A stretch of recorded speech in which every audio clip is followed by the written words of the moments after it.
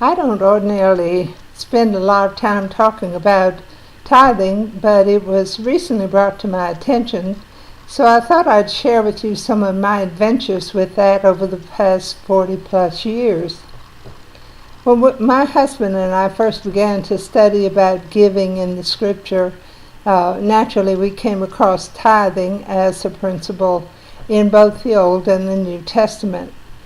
And so we decided that we would do that. We would obey God's injunction to give and to give the tithe, which is a tenth. Since money is our means of exchange, it was a tenth of our money that we decided to give. Now at that time we had 3 children, a house payment, 1 car, a stay-home mom, and a dog.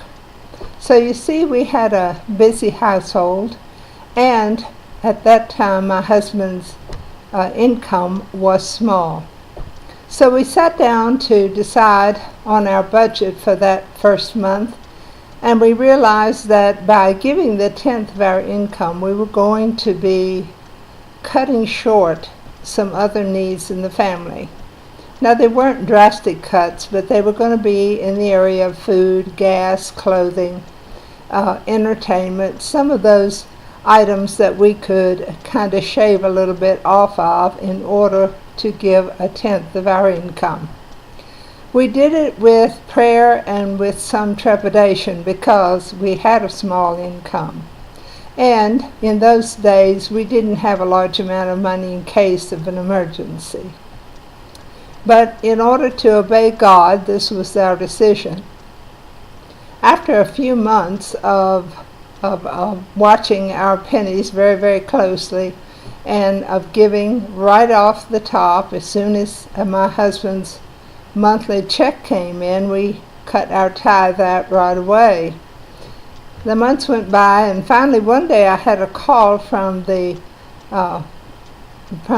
drugstore that we usually bought medications and things at, and the pharmacy called me and he said, "Mrs. McCoy, have you gotten a new drugstore?"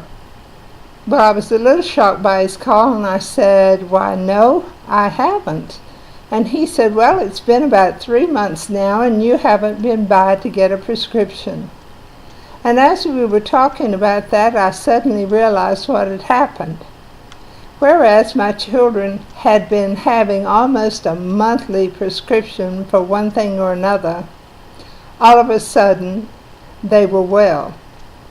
3 months had passed and the children had not been sick at all. In fact, none of us had. And I realized that suddenly, and so I said, "Oh, Dr. Thompson, guess what? We started tithing and the Lord has kept us well all these 3 months." He said, "Well, as long as the Lord's doing it, it's a good thing." And so that was my first great joy, that God was doing something in our lives in direct relationship to our giving and to our obedience to His direction to tithe.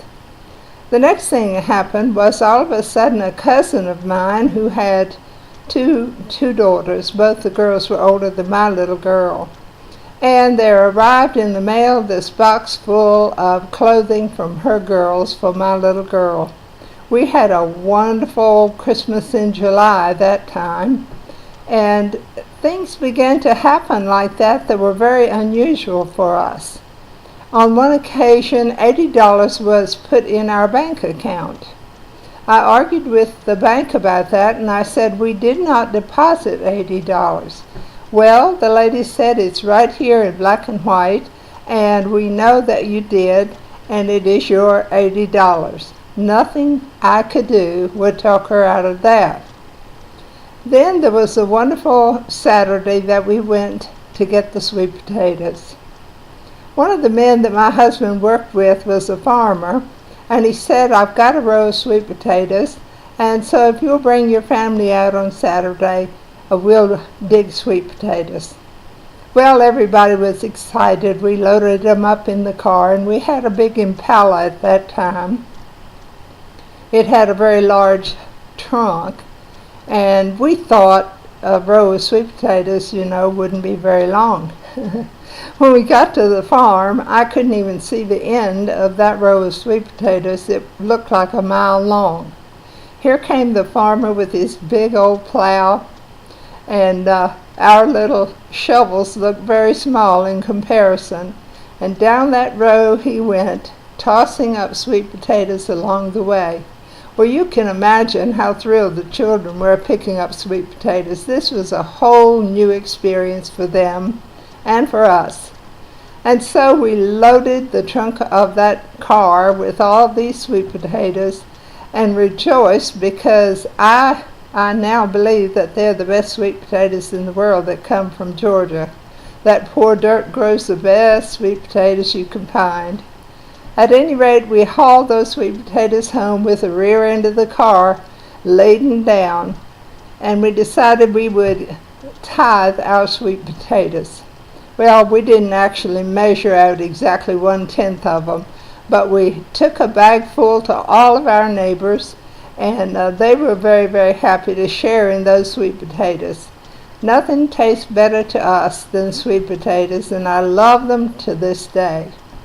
So you see, tithing can be a fun thing. It can be an adventure, because when you obey God, God just pours out His care and blessings upon you. Now what He does all the time. God is a giving God. He's a God that reigns on the good and the bad, and He does wonderful things. But it's an adventure for a Christian to obey God's direction, to give and to tithe. And when you do that, I promise you that it gets to be a wonderful experience.